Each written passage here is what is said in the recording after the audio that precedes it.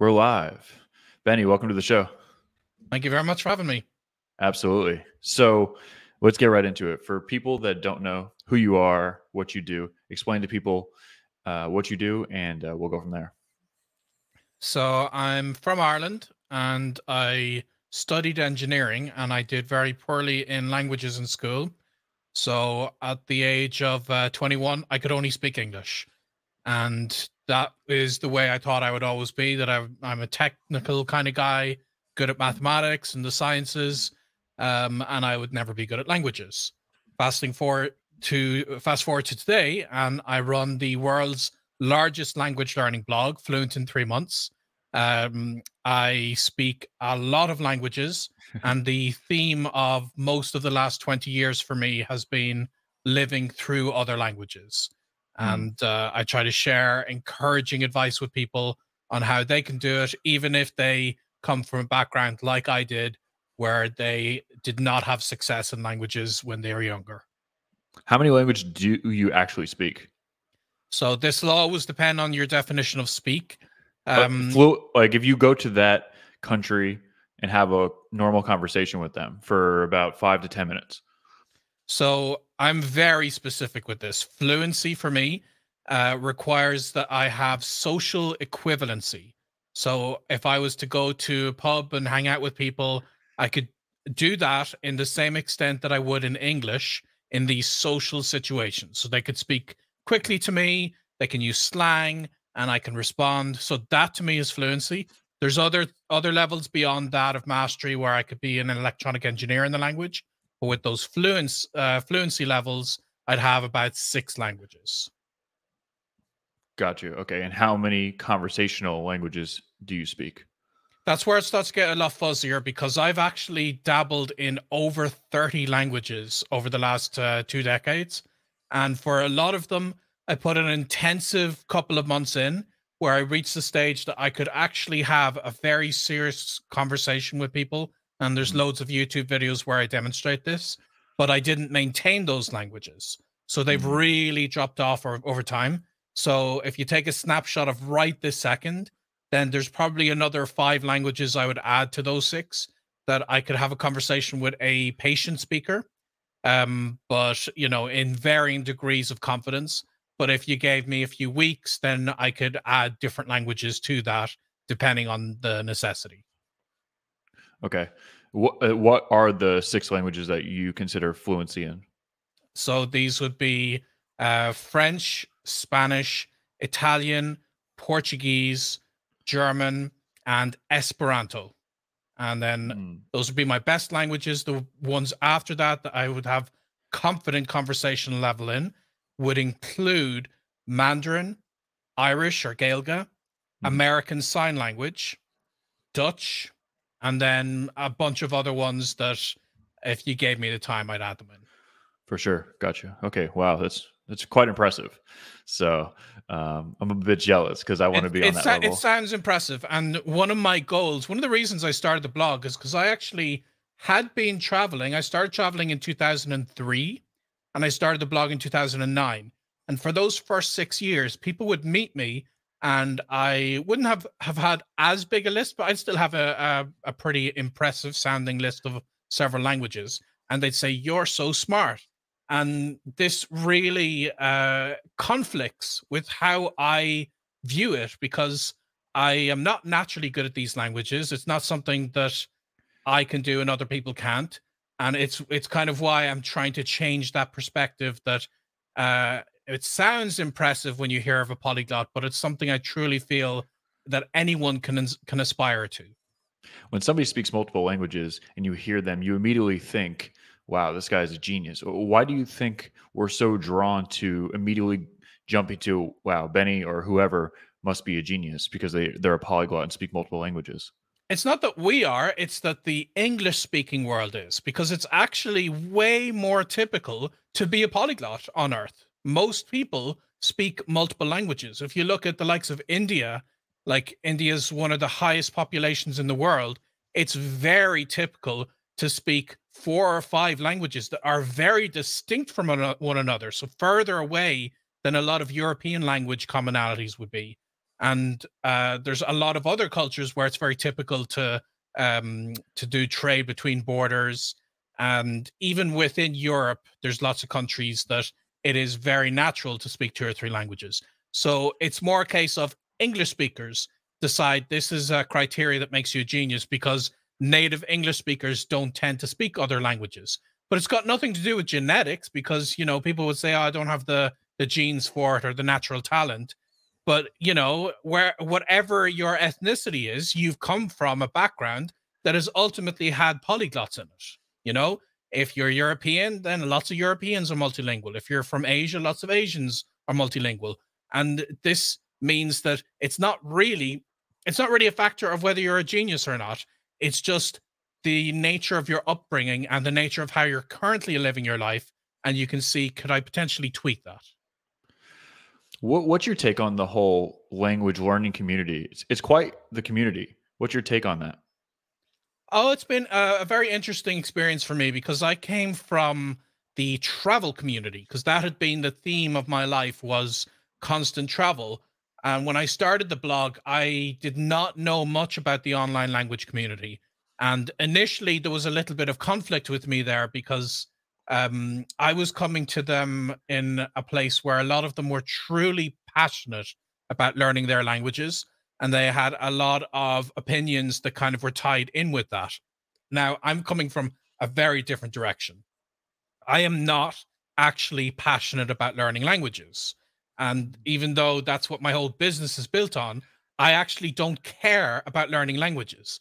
I care about other cultures. I care about making friends when I travel. So the language is a means to an end for me.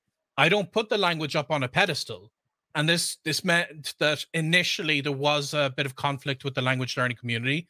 Fortunately, though, with time, I've met up with a lot of them. A lot of them are people I definitely consider very clever. A lot of them who do have some kind of innate ability that they're able to have like multiple languages at very high levels, and they're truly passionate about them, and they have very different philosophies on how they learn that language.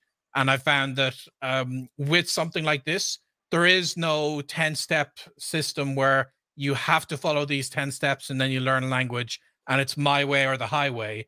And I've found it really depends on the person's goals, their background, and such. And the language community has really shown me that because when I first started blogging, I did have a way more of a, this is the way you have to do it if you want to be successful. And now I'm a lot more flexible that I say, well, I'd recommend this, but I could see how the opposite could also work for you. The language learning community is so big. I didn't realize how big it was. I knew that I was passionate about learning languages and I was drawn to it and I thought it was so impressive and just completely obsessed with learning languages and deconstructing, the anatomy of language learning. But when you go on YouTube, you don't realize how big of an audience these people that go into like a Chinese restaurant and start speaking fluent Mandarin, like the views are outrageous. The language learning community is very, very big. Surprisingly, way bigger than you would think. You think, yes, people like learning languages, but it's like a full. You could make a full career like yourself just by helping people learn languages. And if you do speak multiple languages and you're a polyglot, you can start a YouTube channel, and that could be your full time job because the views that these guys and girls get are outrageous. Right. And there's a certain playing into the impressiveness of that. Yes. So that there is like some people have done very well with their businesses to really hone in on that and say like, white guy speaks this language and that's its own separate niche within YouTube. I personally haven't gone in that direction.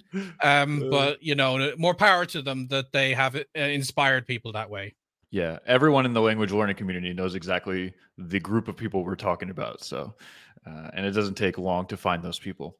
Awesome, man. So let's break it down. I'm a very analytical, engineering, machinery type of person. That's kind of how I view it, similar to yourself. So let's break it down from the grassroots. What's the biggest mistakes? Why do people fail?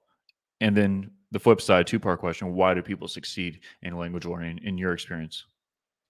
The reason people fail is because they see languages as an academic subject. They think of it same way that they think of history or geography, that you just need to acquire this information. And if you can burn that into your brain, then you will be good at the language. And that leads into this concept of, if you study the language for a certain amount of time, then someday in the future, there will be a day when you feel ready. And once you know exactly whatever it is, 3,000 words in the language, or once you have studied it for 10,000 hours, whatever the criteria they come up with, then you do that first, and then you can be fluent in the language. Then you can finally start speaking the language. And that to me is a huge mistake. Thinking of a language academically is one of the reasons people fail so much. Now, on the flip side, like I said, I don't put a language up on a pedestal. A language is a tool. It is a means to an end. It is a means of communication. And when you think of how we learned our native languages as children growing up, we made lots of mistakes. You would not scold the child the first words that they said because they didn't conjugate their verb correctly, you know? And ultimately, this is how we do it, is we use incorrect, basic caveman forms of the language initially, and it helps us to get our point across. We're able to have these initial bursts of communication, and that may not be proper and grammatically correct and so on, but that's something that with time you can tweak. The trick is you have to start speaking from day one. So that is the biggest lesson, the biggest takeaway I've had by far, is that yes, I can make excuses. I can start a language and say, oh, I can't speak from day one because I don't know any words yet. And then, I can learn 100 words, and then I can say, well, I can't speak now because 100 words isn't enough.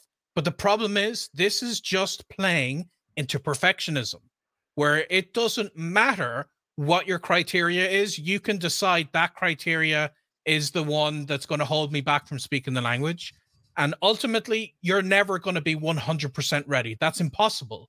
Even as a native speaker, as a native English speaker, I'm from Ireland, and there are very regular occasions where I'll hear an American English word that I've never heard before.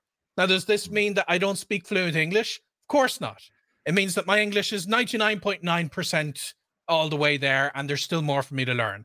And you have to think about that with your target language, that you begin, you start using it, and with time, you get more and more momentum, more and more practice. You tweak it as you go, and you accept that mistakes are a part of the process. Is this so? Basically, this is your theory on why learning languages in school is quite inefficient. Again, depends on the school, but as a kind of a global umbrella, generally English-speaking countries do have a poor approach to teaching languages because they're presented so academically. This is getting better with time. I know when I was growing up in Ireland, the language I took in school was German, and my teacher would explain to me in English, here is a German table of how to use the word there in multiple different ways. And it's such an artificial way of presenting the language that firstly, it was boring. So me as a teenager, I didn't care about this. I imagined Germans were just all these robots who just kind of, produced verb conjugations and whatever. Whereas as an adult, I went and lived in Germany. I met actual German people. I joked with them. I flirted with German girls, all these things that completely transformed the language to me, as this is how I can communicate with actual human beings. And it's okay that initially I'm making a couple of these little mistakes. I'm using the wrong gender on the definite article, whatever the problem may be. And yet I'm still able to say things. And the example I like to think of is, if you imagine a tourist came up to you in your town and they said, excuse, supermarket where? You would not turn to them and say, where is your verb, man? And how are you declining your words there? You wouldn't say that. You would understand what they mean, and you'd give an answer, and you'd think, okay, good for them for trying, because they're clearly struggling and they're doing it anyway. And that's what's missing so much. Is the most successful school-based language learning programs I've seen generally the teacher is not actually teaching the language. I firmly believe languages cannot be taught; they can only be lived. So a very good teacher is a language facilitator. Their job is not to say, everyone in front of me, shut up while I give you this list of words that you have to memorize. Their job is to talk to you in that language and to encourage you to speak back to them in that same language. Yeah, I know so many people that took Spanish in high school and middle school and after, even in college, and they're nowhere closer. They might remember a couple words here and there, but they're nowhere closer to, becoming fluent or even having a normal basic conversation at a restaurant or at a grocery store. So it's interesting to think that, we have these classes. Why don't they implement your system or other people's systems, you know, to be more efficient? That's my take. And then I also want to touch on what you said about, you know, when you're approaching it in a caveman way and you're making errors. Andrew Huberman says that the only real way to learn as an adult, not a child, as an adult past the adolescent years, is to consistently make errors, which triggers the brain to say, well, we got to fix this because we don't want to make errors. It's a survival mechanism. And then now you're in a state of neuroplasticity, and now you can keep learning. And you can actually, let's say you're learning Mandarin and you're failing. You have about an hour before it becomes counterintuitive. And then you can actually get off of Mandarin and start learning piano. And you're going to be drastically more equipped of taking in more knowledge because you're in that state of neuroplasticity. And then obviously sleep cycles and et cetera. So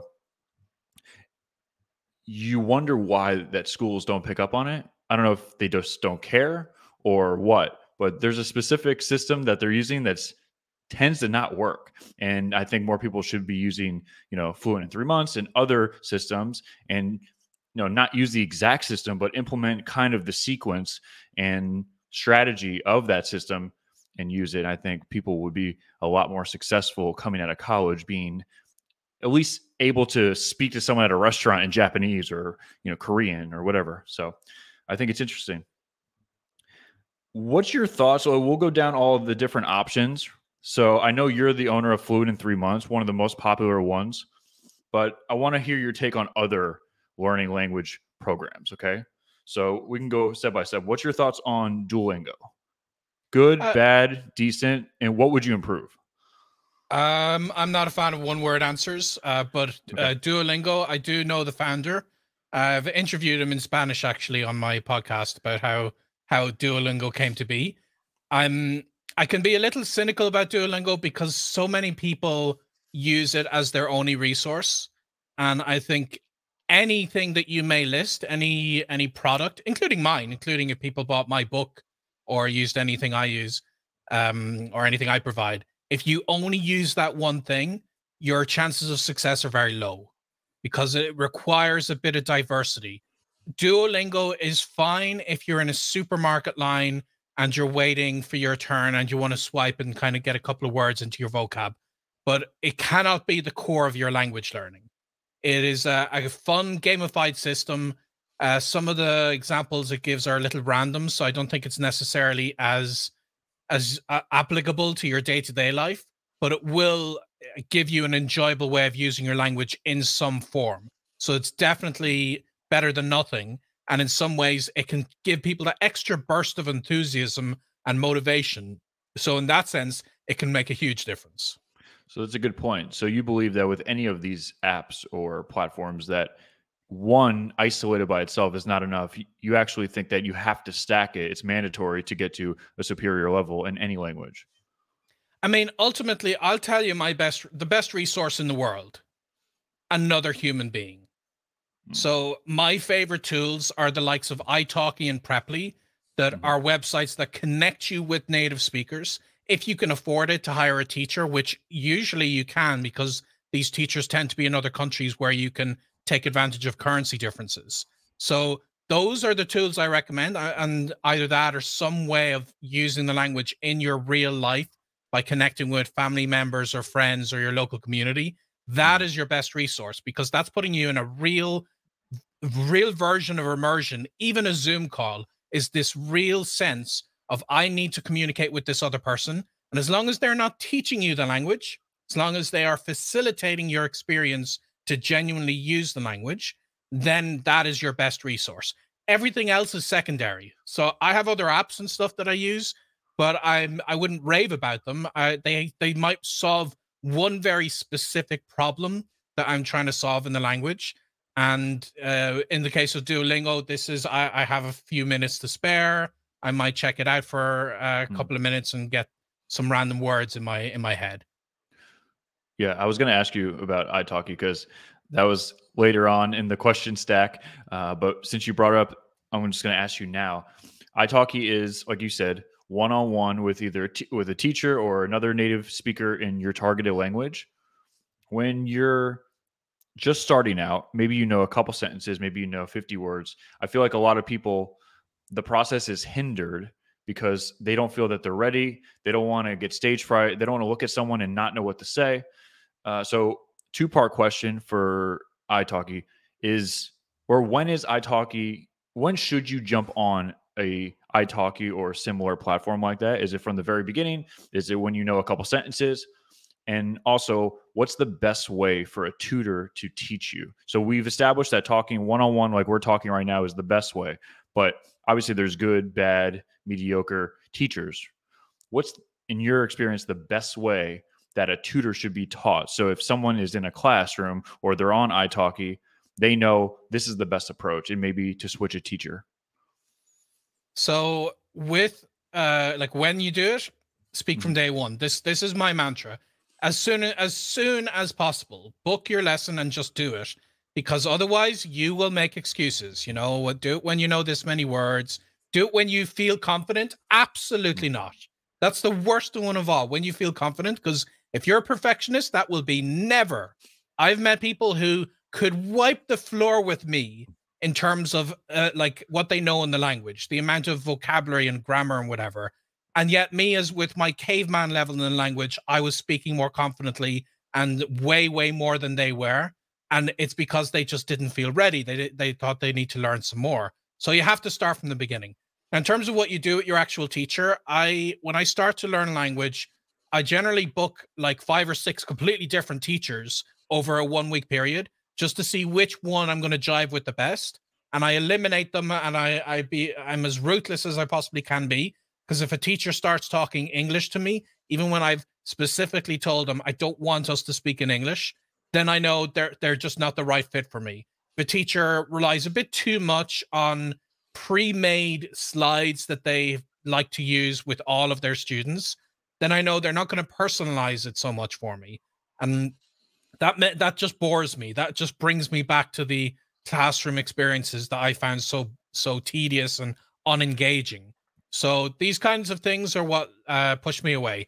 Now, in terms of how can I do this if I haven't learned anything yet in the language and I only know a few words, like I demonstrated this on my YouTube channel once, where I wanted to learn some amount of Polish in 1 hour.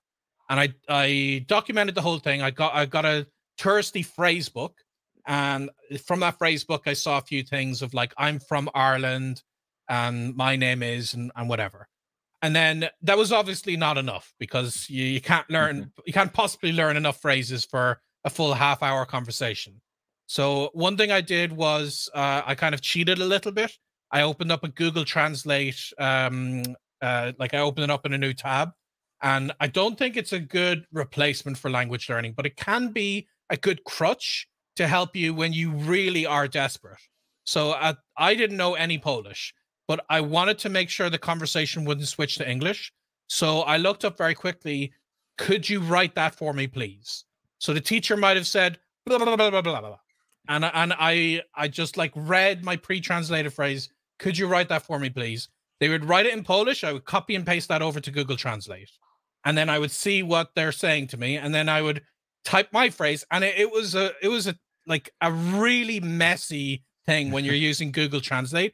But this way, I kind of eliminated that problem of I don't have enough vocabulary yet, because I was using a tool. And obviously, the more you use these things, the more you incorporate the language, that you don't need to rely on them as much. Generally, in later stages, I wouldn't use Google Translate. I'd use like a a single word dictionary. And again, I am paying this teacher to be patient with me. So I know there's this issue that people would imagine, you know, if I don't know the word and it takes me a minute to look it up online, then they're going to be frustrated with me.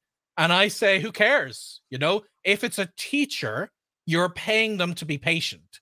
So if I have someone and I've already paid them, then I would just say one moment, and it might take me 2 whole minutes to find what is the translation of engineer in this language that I want to tell them that's what I studied. And they just have to sit there and be patient and wait, because I refuse to say the word in English. And this isn't as practical when you're doing it in person with people who don't have, like, you know, some kind of monetary compensation or whatever. But you'd still, at least with a teacher, have that barrier removed. And I feel absolutely no embarrassment, because that's their job. Their job is to put up with me sounding like a caveman, to be patient with me while I look things up. And that way it removes all those barriers and I can genuinely begin to speak with them, even when I have next to nothing in the language. That's so interesting. So literally, you refuse to talk in English on Italki from day one. Yep. Like So I you could said, be at a if my pure teacher, standstill. oh yeah, yeah. What, If my teacher says any English back to me, then I'm like, I'm probably not going to book another session with you. do You you know, tell or the teacher yeah, prior? I make sure they're aware of it. It's not like I'm giving them a secret test or something. I'll tell them right from the get-go, you know, just so you know, I appreciate if you want to translate this for me, but I really only want to speak your language. In Italki and other sites like Preply, which is just as good, there's like a way you can communicate with them ahead of time. Maybe I'll write in English there just to make it absolutely clear. You know, as soon as we start, we need to speak only in this language. Please don't use any English with me. Interesting. How do you learn grammar from that? Do you dissect it afterwards and actually do like a classroom setting? So grammar, this again, this whole concept of, you know, how do I learn grammar as a beginner? This goes right back into that academic background that we're all coming from. Is it's drilled into us that we need to learn grammar as at the very beginning. And I completely disagree with that. Grammar has its place, and that place is not at the beginning of learning a language. Because when I was learning German in school, I could tell you all about what the accusative case meant, but I couldn't speak the language. So it wasn't really that useful to me to be able to deconstruct it and describe it from this very technical perspective. So as a beginner, I think vocabulary and maybe preset sentences, it's why I like phrase books, because they just give you a grammatically correct sentence right from the get-go. That's so much more useful. And then I try to replace with a pre-made sentence that I know works. I try to replace individual words. Sometimes that'll work fine with a language like Spanish. That's fine. But a language that might have like nouns changing depending on how they are in the sentence and a preposition before them or something, it'll be grammatically incorrect to just take the dictionary form. Who cares? You know, it's like if I was an English learner and I said to you, that book is for I, that's not grammatically incorrect. But are you going to turn to me and say, I'm sorry, I completely lost track of what you were talking about there. That I don't understand anything of what you just said to me. Of course not. You're aware that it's grammatically incorrect, but you still understand me. At the beginning stages, the priority needs to be communication. Grammar does not contribute to communication for the most part. There are some exceptions, and people are very quick to tell me, oh yeah, but if you use the wrong gender on this word, this obscure word here, then you'll tell people your mother's an elephant accidentally. And, you know, you can come up with obscure examples like that. But ultimately, for the most part, if you just have choppy, basic dictionary form words, then people will get the gist of what you want to talk about.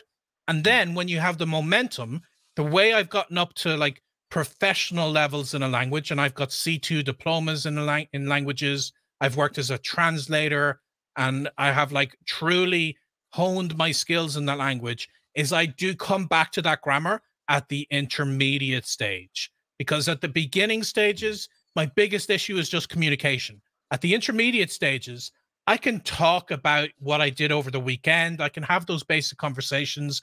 But at that point, my biggest problem is these sentences just sound wrong. And then it's the right time for me to just take a grammar book and just go through exercises with my teacher, and they can drill out to me, you know, when to use this verb versus this verb and whatever the problem might be. I do it at the right time. And I think the absolute beginning levels are the worst time to be concerning yourself with too much grammar. Got it. So beginning stage, just talk. Even if you look like a fool, doesn't matter. If you're paying a teacher, they're literally getting paid to hear you and work with you. Step one, communicate. Just get sentences down. Do some set phrases. Maybe memorize a bit of vocabulary, and then save the grammar for when you actually understand some sentences. If you're looking at it in a book. Mm-hmm. Excellent. Okay, so I have personal questions about this because I'm actually using these two right now currently. So I was going to go through, like Babbel and Rosetta Stone and stuff, but you kind of already clarified what I wanted to know and what I think the listeners want to know. But I have a personal question because I'm actually using these in real time. Is Fluent Forever and Michelle Thomas. So I'm literally on the bike, on the stationary bike, listening to Michelle Thomas, and then when I'm not listening to Michelle Thomas, I'm going into Fluent Forever and doing their stages and their sequence. So what's your take on Fluent Forever and Michelle Thomas? If those are keeping your momentum up, then they're the right tools for you. If you are making genuine progress, they're the right tools for you. The problem is, no matter what examples you might pick, I could tell you it's the best thing in the world. Every person on earth should be using it. And then someone might use it and it doesn't work for them. And vice versa. I've just found that there is no one right answer. So I'm just not a fan of saying, this tool is good or bad. If it's the kind of thing that you find in your daily routine is genuinely easy for you to keep up, it's something you find engaging, and it's something that is making a real difference, and you're seeing and feeling that progress between using those tools and doing what actually matters and speaking the language, then they're great. But if you're using those tools instead of speaking the language, if you decide, I'm going to use just Michelle Thomas for the next month, then that's not as useful. But, obviously there's loads of people who Michelle Thomas and any other resource you might mention is amazing. It's completely transformed their language experience. And then other people who will say, maybe I tried it, it didn't make that big a difference. So for me, it's more like I don't have a list of the top 5 apps or tools or books or whatever that you absolutely should get. Just test it out. If it works for you, great. But the main thing is, are you speaking that language? And everything else is secondary. Got it. Okay. Makes sense. What's your take on pronunciation? Obviously, there's some words that people can't say in the English. If you're English and you're speaking in Mandarin or Korean, there's a lot of things that it's just completely foreign to you. What's your take on pronunciation? When should you take pronunciation seriously? This comes right back to what I was saying before of how urgent is it at your current state in the language. So with European languages, I think getting your pronunciation really perfected is not that big a deal at the initial stages. You don't have to worry about it that much. If you're not rolling your R's in Spanish, it doesn't sound as good, but as long as people understand what you're trying to say, you can wait a bit later to get back to that. Now, with tones, which I feel are very different to pronunciation, tones in Mandarin, unfortunately, you can't leave them till later because they're so crucial to the basic concept of what the word you're trying to say is that you have to learn them earlier. But again, that's because it's brought to the forefront there. So for a language like Mandarin, you have to learn the tones quite early.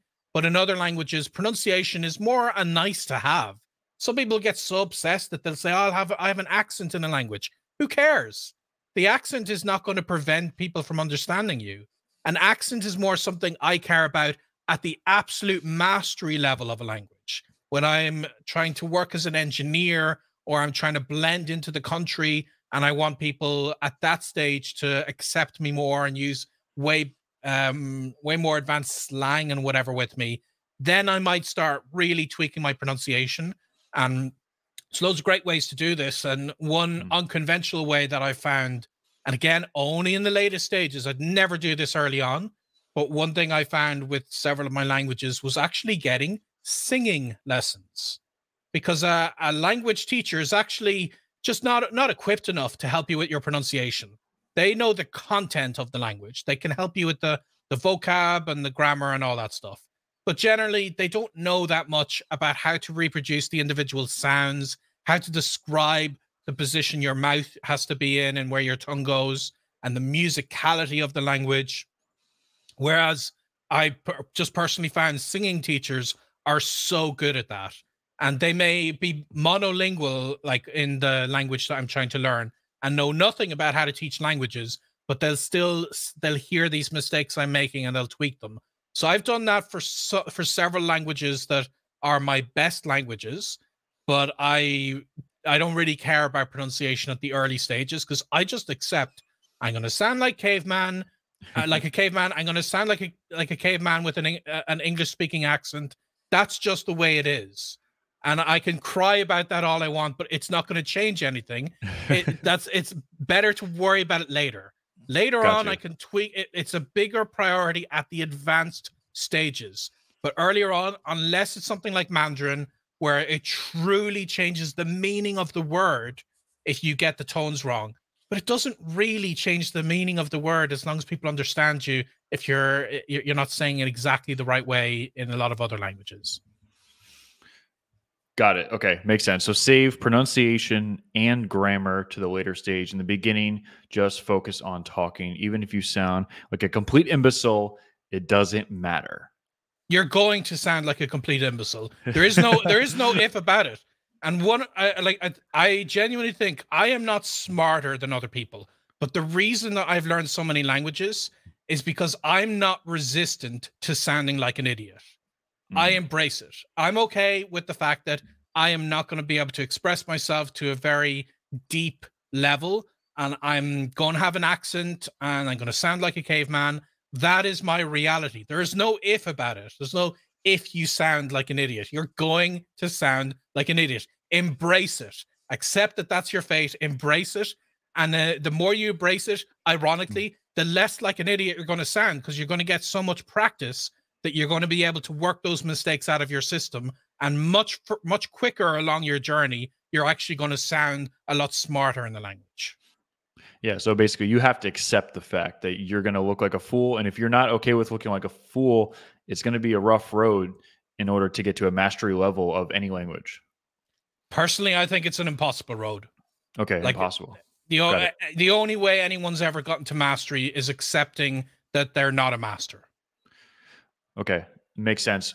Touching on tones when you're speaking non-European languages, with Italki, if I sign up for a Mandarin session with a teacher, are you still doing the same approach with tones as I only want to speak Mandarin? Or do you give a little bit more leeway with toned languages? So it's a kind of a bit of an open road here, because with Mandarin, I found that if I'm saying long sentences, then I can actually mess up a lot of the tones and they'll still know what I'm saying.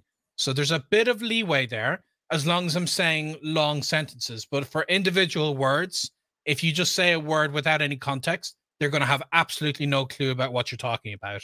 You can get around this a little bit by using online tools and copying and pasting the Chinese characters so they see what you're trying to say. And I do this even in my lessons as an intermediate level learner, where I'm trying to say the word, maybe I'm not quite saying it correctly, or they need more context, and I'll just copy it from somewhere else. But there's other things you can do. There's loads of online tools that will test you, they will just give you a word and you have to say, is this the first tone, the second tone, the third tone, the fourth tone? And that's a good way of training your ear to at least be able to distinguish those sounds, because that's the very first part. And then you can just go through drills with your teacher and just make sure that your teacher is correcting you on the ones that really matter. You know, if you say an obscure word and you don't get the tones right, a good teacher is going to know, you know, it's not that big a deal. It's fine. If he kind of knows the word, his tones aren't great. But if you say a basic word like whoa, if you say that as like whoa for me or I, then a good teacher is going to be like, no, you got to say this one right. This is really basic. It's crucial to being able to communicate in the language. So Okay. it's a bit of a spectrum there, and if you've got a good teacher, they will kind of nudge you in the right direction. Got you. Okay. So non-European languages, when you're doing Italki or some type of video conference platform, you're a little bit more lenient on, veering over towards English. No, no, Not okay. no. Like in all languages, my rule is I avoid English. So Got it. like with Mandarin, it's hard. It's harder because you got lot less to work on. But Hmm. again, you can still tweak it with saying, could you write that down, copy and paste it into Google Translate? I'll write my answer and I'll try my best to say what I have on screen. They still don't understand. I'll copy and paste the characters over. It is slow and it is difficult. And I always tell people my way to learn the language is not the easy way. If you want the easy way to learn a language, go get yourself Rosetta Stone. I'm extremely critical of Rosetta Stone. Like you were saying, listing things. I'm not a fan of Rosetta Stone, but it is the easy way. It's not the effective way, but you can lay back and click their different images, and it's a very low pressure way to learn a language, but it's not very useful. So Why did it get so popular? Because I feel like for a because decade. I'll tell you what they're great at. They're terrible at teaching languages, but they are great at marketing. They're great at buying yellow boxes that are color that grab your attention. They're great at TV ad placement. They're great at putting like 90% of their budget into blasting ads everywhere and hiring people to be there as sponsors or whatever. So if you want to learn how to do marketing, Rosetta Stone, go turn to these guys. If you want to learn how to learn a language, I don't know. Gotcha. Okay, so Rosetta Stone is on the bottom of the totem pole. Yeah. All right. So let's talk about Fluent in 3 months. For someone that's never dove into your stuff, what is the Fluent in 3 months structure? What's the cadence of it? Well, the first thing is the title really confuses people a lot because it was mainly based, because it's the title of my blog. It was based on my personal projects.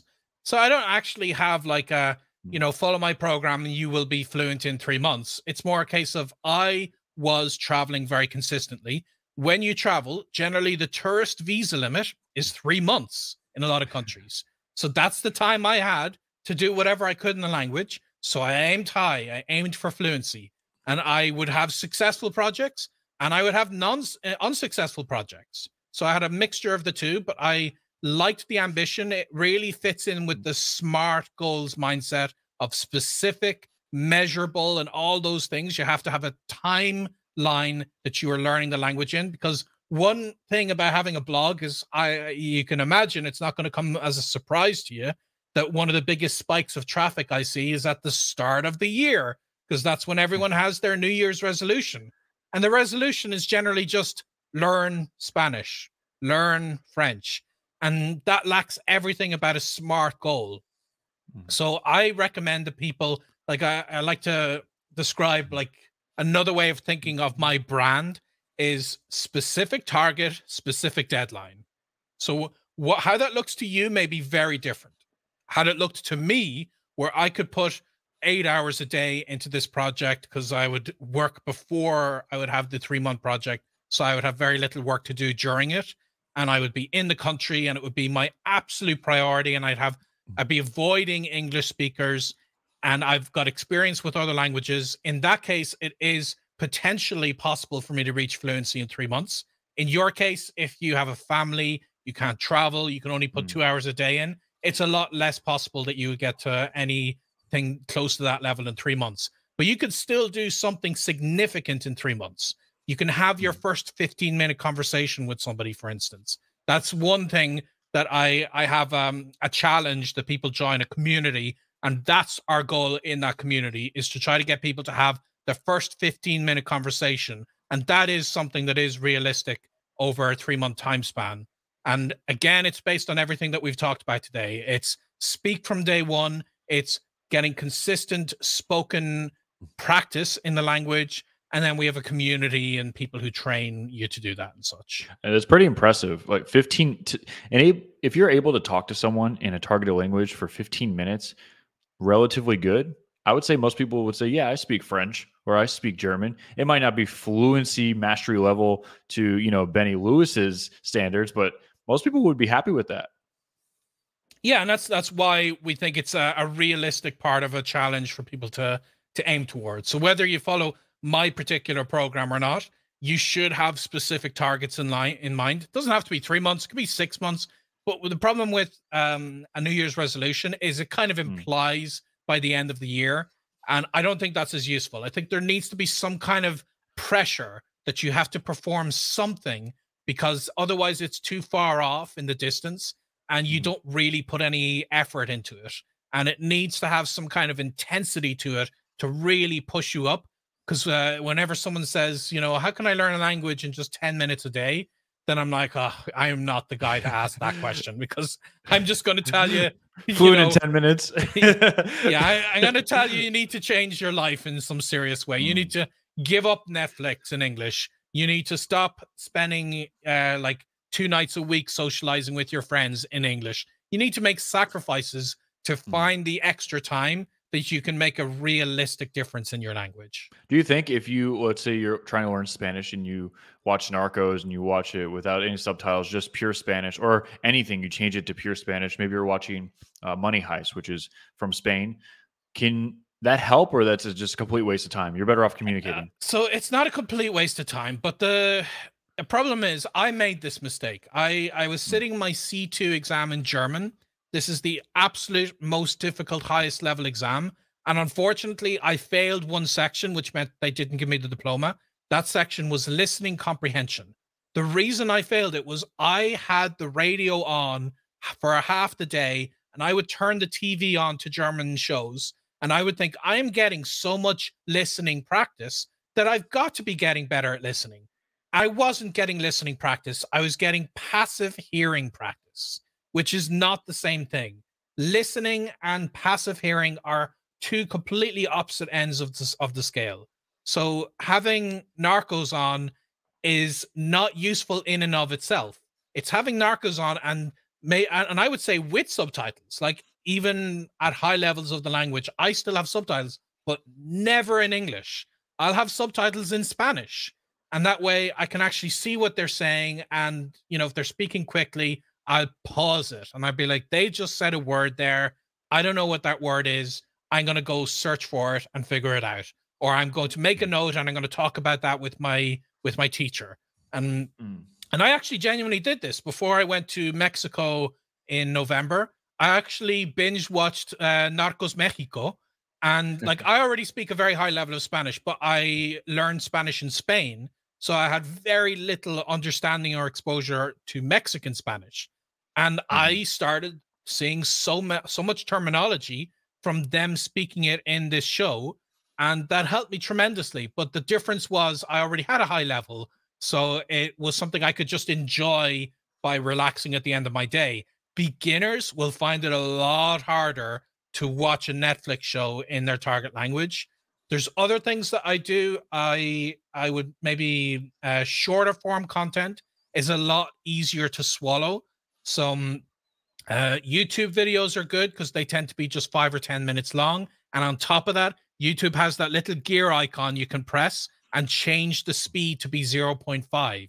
And that is a huge difference, because the one thing you'll find, no matter what language you're learning, is you'll always feel like they speak too quickly. If you're a beginner in the language, they all speak too quickly.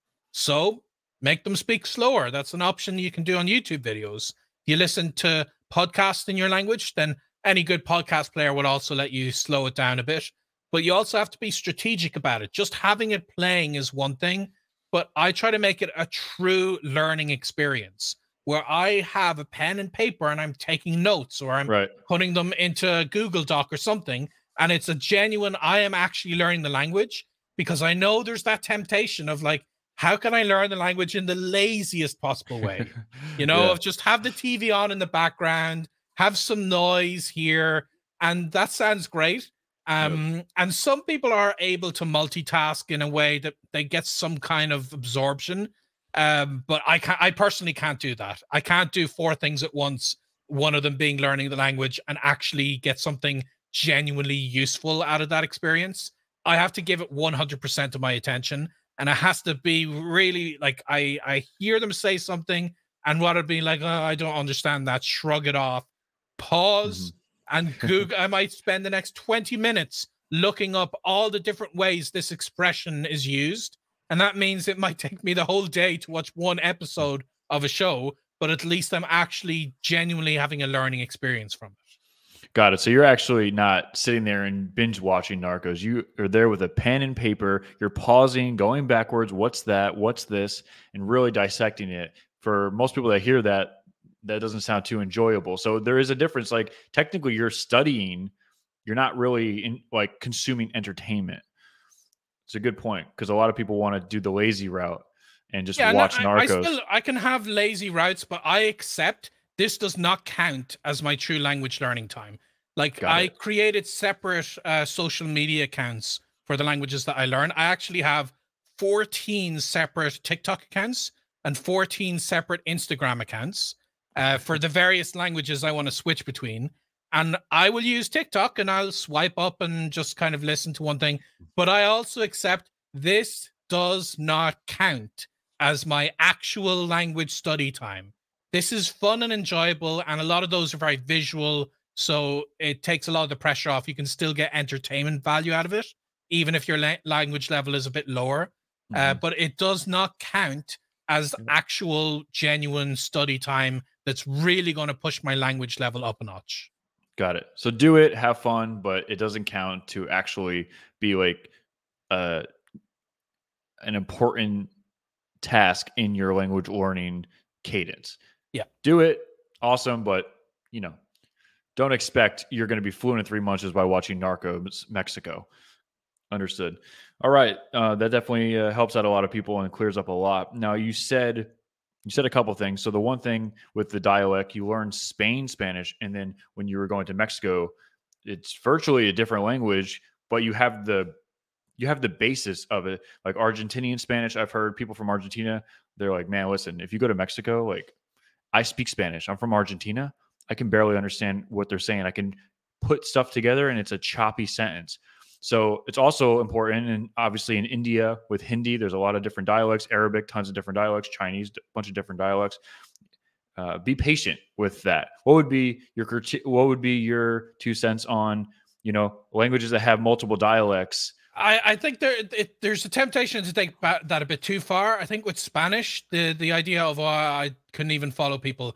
No, no, no, no, no, no. That's a very specific context. Like maybe, yeah, there are scenes from Narcos Mexico that I had to look up several different words because they were going super deep on their Mexican slang.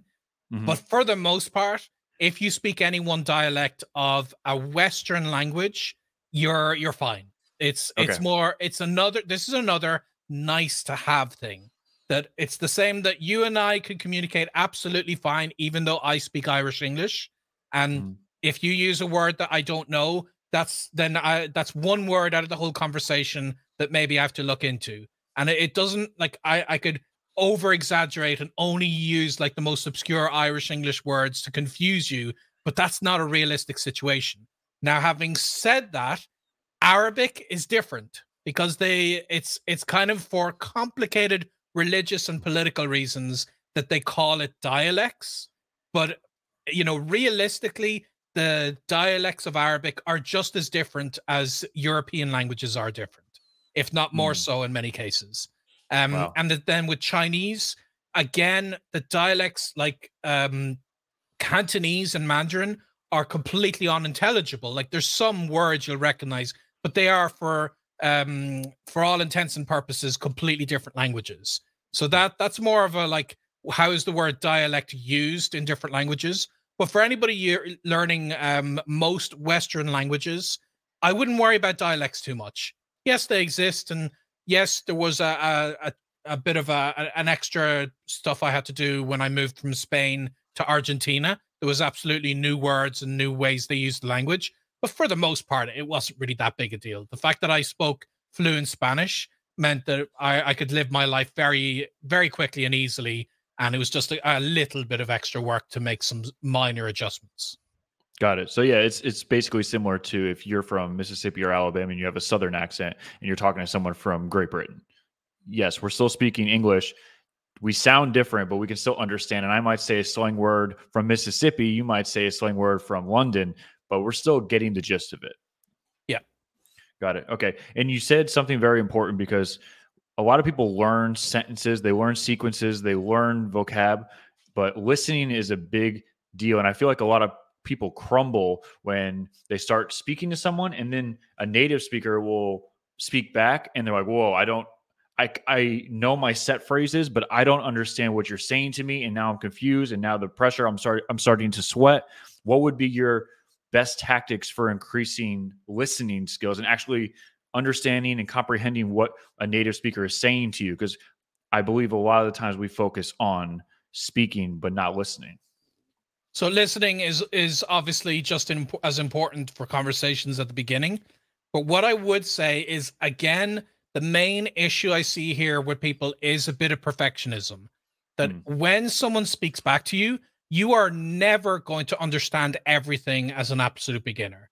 And you're rarely going to catch an entire sentence until you've got enough momentum in the language. So I, again, accept I'm not going to understand everything said back to me.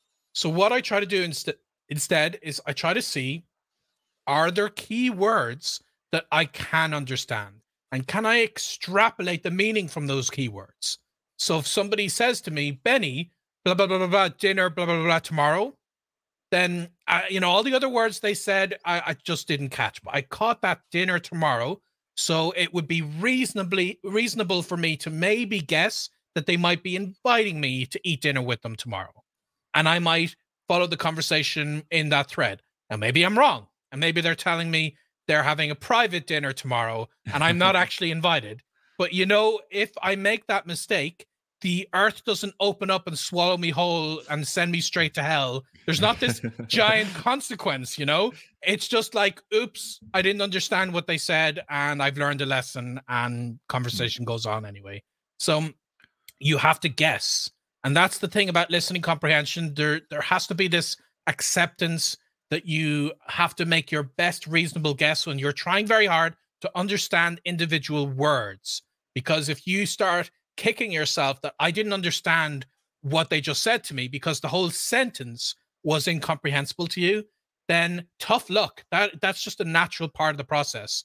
Whole sentences are not what you're worried about right now. Try to worry about those individual words.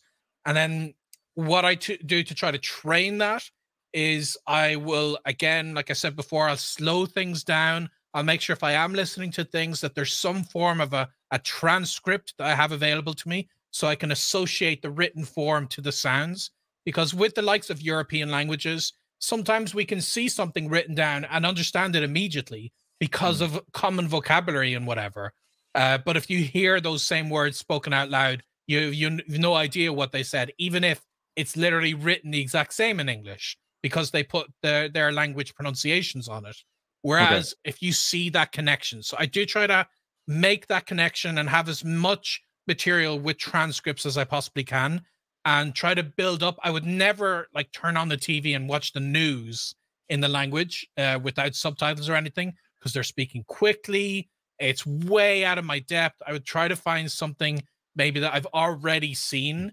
Like in Spain, I didn't have any streaming videos when I was in Spain in 2003, but I did have Spanish TV and I put on Los Simpson. And The Simpsons, I already saw these episodes. So I relied on the subtitles even less. And I already knew what was going to happen. So that meant I could put even more of my energy into just learning what they were saying rather than trying to enjoy the episode or something. And It's the kind of thing that with time, you just accept that at the very start, you understand next to nothing and you just suck a little less every day. Gotcha. So it's just time. When it comes to your learning tricks and tips, it's just time. Don't pressure yourself. And there's no real way to accelerate learning, but besides, just putting in the time and extrapolating individual words, and over time, you'll be able to form full sentences. That's it. Excellent. Okay. So we talked about a few things. Let's say you want to learn multiple languages at once. One, is that even possible? And two, if it is, what would be your best approach on stacking languages? Um, I have seen it possible for some people, especially because I've had exposure to the polyglot community. Mm, And I have seen people discuss how they learn multiple languages at the same time. But for me personally, and the advice I tend to give, especially to newcomers, is forget about it. I personally cannot learn multiple languages at once. The way I became a polyglot was focusing entirely, exclusively on learning Spanish, and then focusing entirely, exclusively on learning Italian, and so on and so on. And the process I got into after a few years was, you might think Fluent in 3 months would mean I'd do like 4 languages a year. No, I would do one language and then spend 9 months a year maintaining all my languages. So you can mm. maintain multiple languages at once. And this is just a process of getting some form of exposure, whether that be watching a show, having a spoken session with somebody, maybe if your level is high enough, reading in the language. And reading is another thing that I do later on. It's something you can get great enjoyment out of, but I personally prefer to do it later in my process. And these are great things to mix things up and get true practice in the language. But I don't recommend it to people. If you want to be able to speak both Spanish and French within 2 years, I would recommend you spend 1 year doing Spanish, 1 year doing French, and maybe near the end start switching between the languages. But doing two at the same time, it's not something I've seen except for like these very accomplished polyglots Mm. that they through years of practice they found a way for it to work for them. Personally, I've never found it to work for me to learn new languages simultaneously, but I can put all my focus on one and then maintain multiple languages after that. Right. That makes a lot of sense. Okay. So stacking in the beginning as a beginner, not ideal. If you're a polyglot and you speak multiple languages, you've developed a system in your head that, okay, this works, and potentially you could learn multiple languages, still incredibly difficult. But as someone that only speaks English and they want to learn German and Spanish at the same time, not ideal. It's very tricky because there's in a way, after I picked up several languages, I kind of needed to learn a new skill of just being able to compartmentalize them in my mind and being able to switch between them quickly. And I almost, that was its own project in and of itself, without improving my skills in any particular language, was just learning how to practice multiple ones in a similar time frame.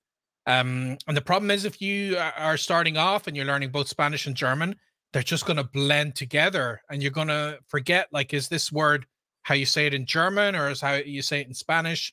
Mm. And you're not going to have a distinctive like wall in your mind around that language. And I don't accidentally put German into my Spanish because both languages I built up to be at that solid fluent level before I switch to another one. And the interference between them is a lot less likely when you do that. Yeah, I believe Tim Ferriss, he said that he would correct himself on German or Spanish or Japanese with a Spanish word, and that's how you can maintain. But in the beginning, you have to get the base down 9 months to a year, and then once you've established the language in isolation, then you can actually do that Tim Ferriss method where you correct your new German word with a Spanish word. Yeah, that's one way to do it. And another way that I'm personally a fan of is something called laddering. Laddering is when you learn one language entirely through another language. So, Mm, because my French is very, very good, one of my favorite language courses is by Assimil, which is a French company. They have some courses in English, but the vast majority of them are in French. So, one of the books I happen to buy when I'm starting a new language is their course in French about that other language. And that also helps maintain my French, even though I'm not actually actively learning French in that moment. It's mm. still like the priority is this new language, and that chance of interference isn't there because I built my French up that it then becomes a useful language to be able to learn a third language. So there is a way you can use another language that you've learned to help you with the next one.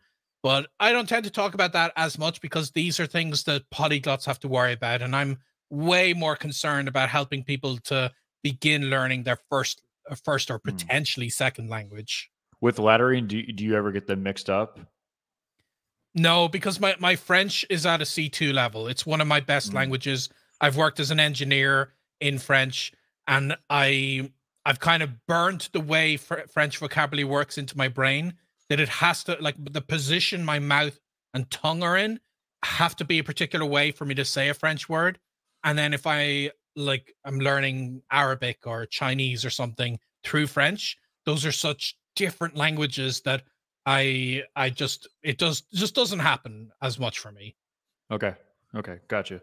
We have a pretty big list, email list. So every time I have a guest on, I blast the list and say, hey, I have this expert on.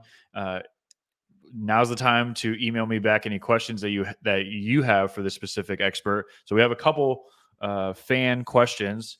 We have two that really stood out to me, and I'm actually curious about the answer that you're going to provide. So question one is he's basically saying, I try and speak a different language to someone in a grocery store. So a French person or a Spanish person, native speaker, but because his vocabulary and his progression is so low, they immediately revert back to English. One, how do you overcome that? And two, what would you say to that person?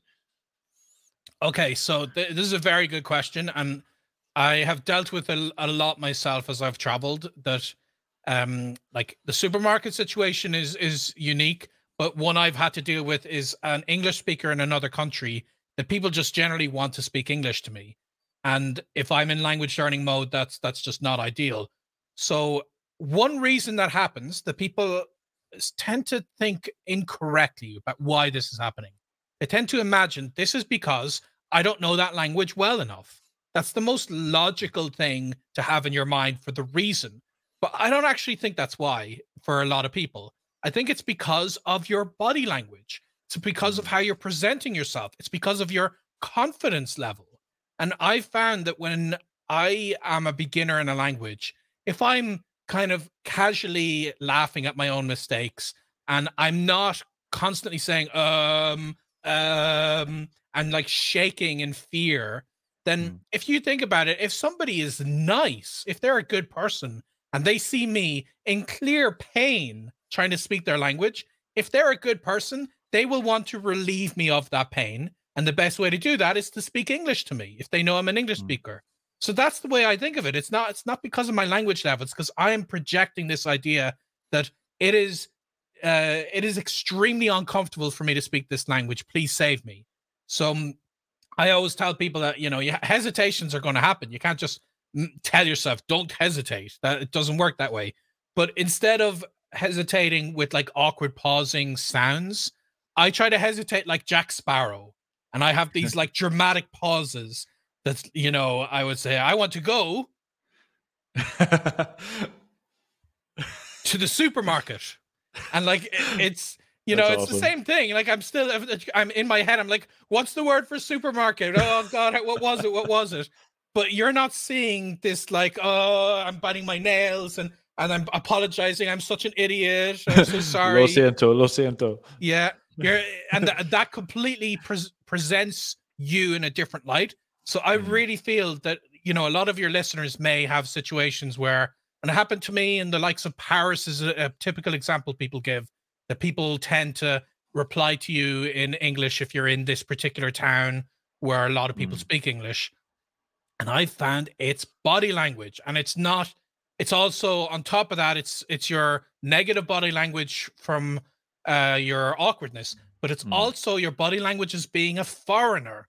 So when I was learning Egyptian Arabic and I went to Egypt, initially everyone kept replying to me in English, and I had already solved the confidence things because this had been like way over a decade into me learning languages, so I was being confident, but they were still replying to me in English. And I tried to think, what are the other reasons? So I could that I could change, because obviously I'm a white guy. I'm not going to change that. But there are other things I could change. Like, I was dressed like a tourist. I was wearing a cap and shorts and flip-flops, and you don't wear that in Egypt.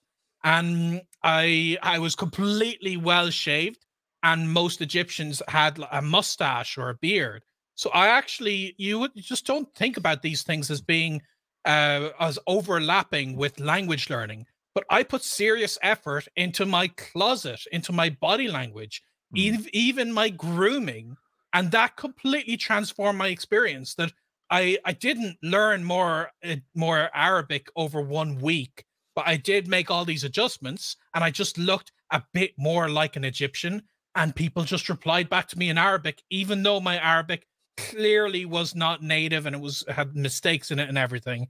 So mm, for this person in the supermarket, like, I'm going to presume it's a foreigner in their own country, then you might want to see, like, what about your body language? Like, if that country is more reserved, maybe you don't want to have explosive, like, big hand movements. And maybe the opposite is true. If that is a country like, the typical example of Italy, where they use their hand gestures a lot more, maybe you'll want to mm, implement that. And then otherwise, you just want to be confident.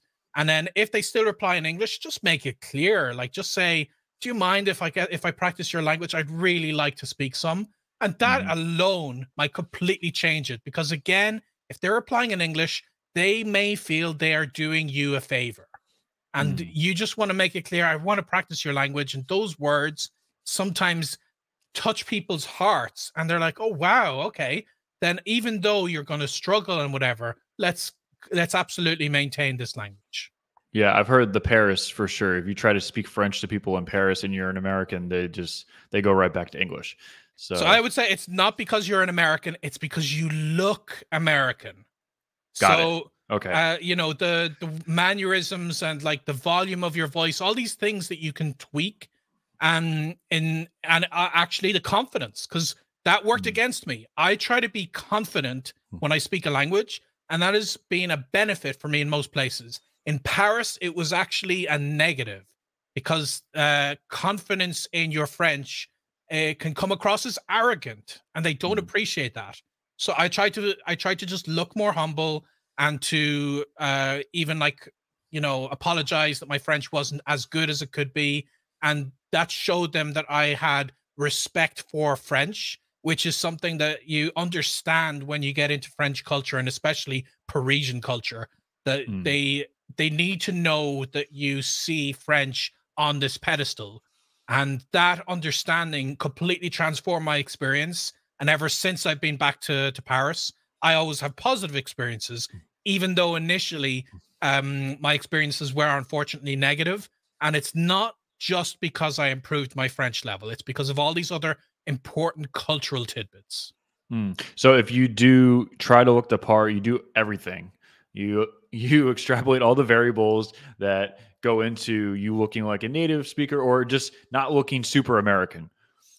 And they still speak to you in English. Do you kind of just and you say, "Hey, listen, I want to speak French," and they still speak to you in English? Do you kind of just bull rush them, like a relentlessly, like a renegade, or do you kind of just move on and say, "Okay, It's better to move on at that stage, And okay, sometimes, and I had this problem when I was in Spain, where sometimes people would just absolutely insist they really want to practice their English, and in that case, if I've tried my best, I would tell them flat out, "Okay, my rates are €20 an hour for teaching English, so pay up," Because ultimately I've moved my life to their country, and I'm really trying to learn their language. I put so much effort into it, and their effort is a person is in front of me, so I'm going to use them as a free means to learn English. So at that stage, I'm like, mm, well, I'm just going to have to be a little bit blunt, or you are just not the person I need to be talking to right now.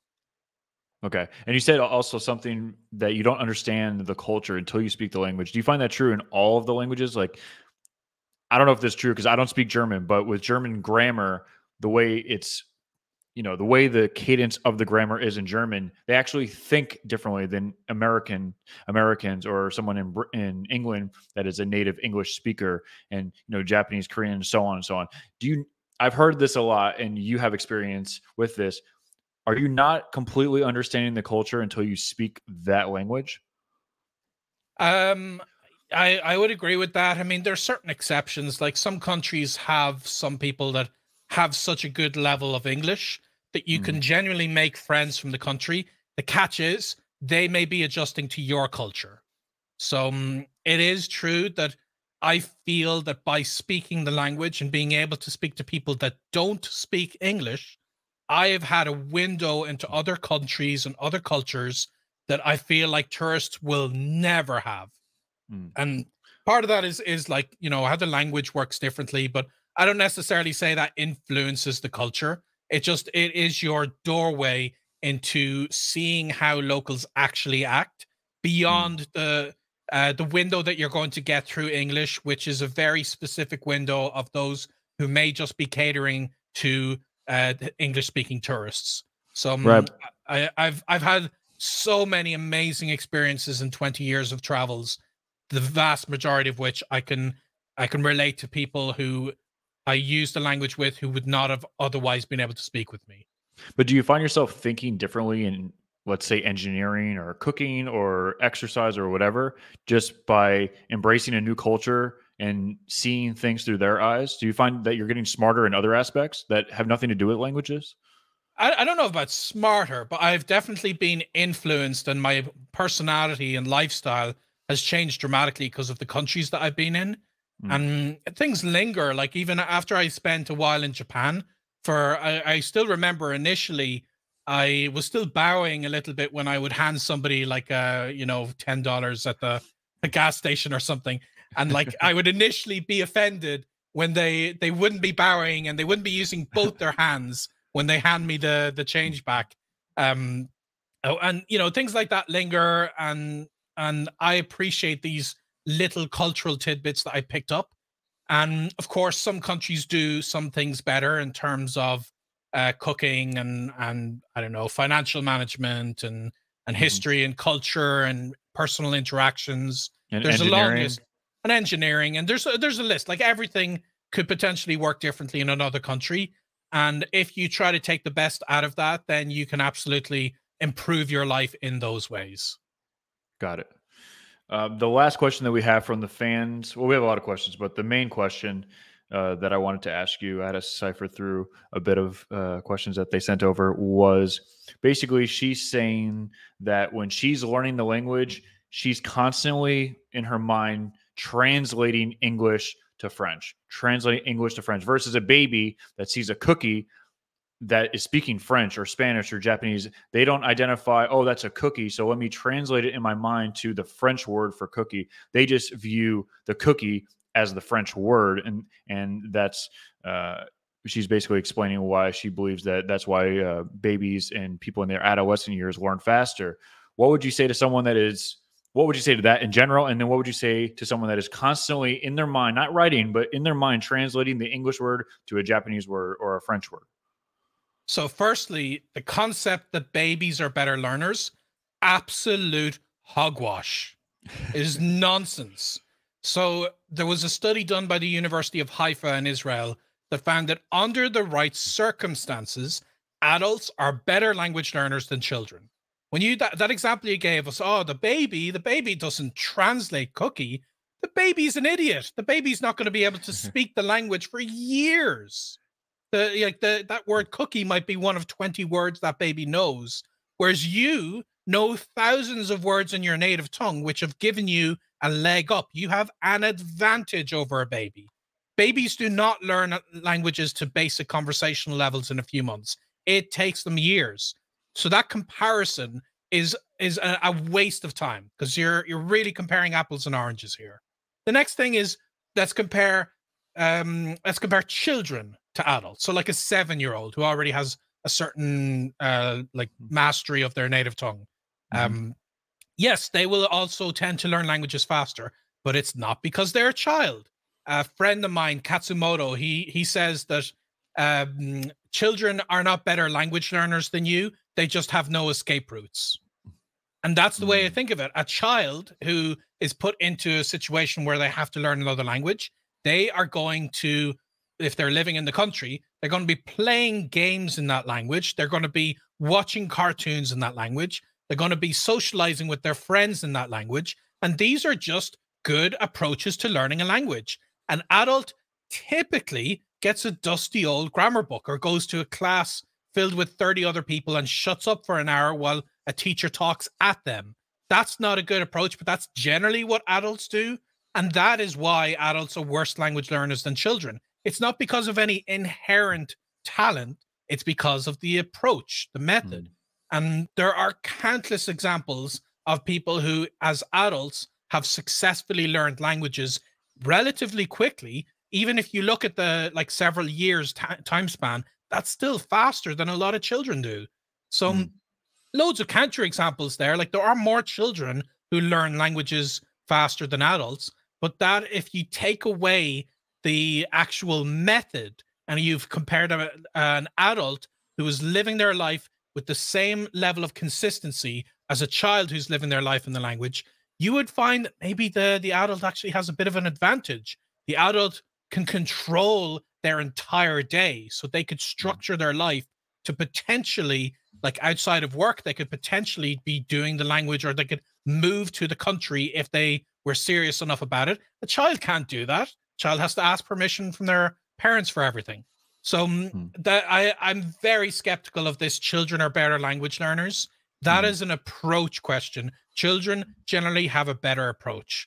And when it comes to, worried about, oh, I'm translating the language in my head, that's just a part of the process. So that's something children don't have to worry about because they're dumber. They don't have another language in their head. They don't have this advantage that people think of, like my native language is a disadvantage. No, it isn't. No matter what language you're learning, you have cognates. There are so many words you already know. Even Mandarin has words you already know, like cafe. You know that word because it's a loan word. And that's an extreme example. There are fewer examples, but you are, as an adult, have the logic that you can then understand why two word roots going together makes sense to make this new word. A child doesn't have that same logic in their head. But yes, it is true that you are going to have this like piggybacking off translation and thinking the word in my head is cookie, but I want to translate that to this other language. And the more you practice, the less that happens, and the more that the word is just going to come to you immediately in that right language. Whenever I pass the intermediate stage, I generally can be like almost thinking in that language and avoid the English word coming into my head entirely. And one way you can help yourself with that, especially when you are at the intermediate stage, is like if I'm reading a book in my better languages, I don't use a bilingual dictionary. I use a monolingual dictionary. So I tend to read books on my Kindle, and the Kindle gives you an option that you can, for like $2, download a monolingual French dictionary, a monolingual Spanish dictionary. And that way, when I tap a word, rather than giving me a translation, it'll give me the definition of that word in Spanish. And this is very good at helping me to understand that concept without going through English the entire time. But it's fine if it happens right at the start. It's a natural part of being a beginner. It will happen less with practice. Gotcha. So in the beginning, it's inevitable. It's going to happen. You're going to be translating your native language into the targeted language. But over time, the new native language that you're learning, your native language completely goes out the window, but it takes time. Yeah. Gotcha. Okay. So translation in the beginning stage is okay. And then as you progress, got it. I think we answered her question. Cool, man. Well, listen, Vinny, I appreciate your time. I could talk to you forever. I definitely want to do part 2 down the road in a couple months. And I'm going to get my team. You have new stuff. You have a new book coming out. I saw it on your Instagram. You have a new book out. Yeah. So I have books, published courses on learning Spanish, French, German, and Italian. And I just came out with Mandarin. Language Hacking Mandarin. That's the one I saw. That's the cover I saw. Okay. Yep. And I have my original first book, Fluent in 3 months. But the best thing people can do is if they join my email list, I give them a free crash course on how to speak in a week. And that'll give my best tips to them. But of course, I'm on all the social medias. Like I said, I have 14 different accounts on so many of them. Yep. So if he doesn't respond to you guys immediately, then you might have to speak to him in French and he might speak faster. I appreciate your time, man. What is the name of your blog? How do people get in touch with your blog, and how do they buy your stuff? Is it on Amazon? Is everything? Do they go to Barnes and Nobles? What does that look like? Yeah. They're in Barnes and Nobles. They're in Amazon. But the best way to find all my stuff is fluentin3months.com. And Okay. then on Instagram, I'm Irish Polyglot and Mm. Language Hacking. Gotcha. Okay. And then for your blog, you'll see the entry to put their email in on your website. Yeah. That's on the main page, and they'll see it very Perfect. easily. Cool, man. All right, Benny. Well, I appreciate your time. Do you have any questions for me before we end this thing? No, thank you very much. I hope this helps your listeners, and I appreciate you sharing it. Absolutely. I think it helps. I know for a fact it helps your listeners, and I know for a fact it helps me. So, all right, guys, that's it. Again, all the links and the blogs and everything, it will be in the show notes below in the description. This is the Justin Caviar Show, and we're out. Bye-bye, y'all.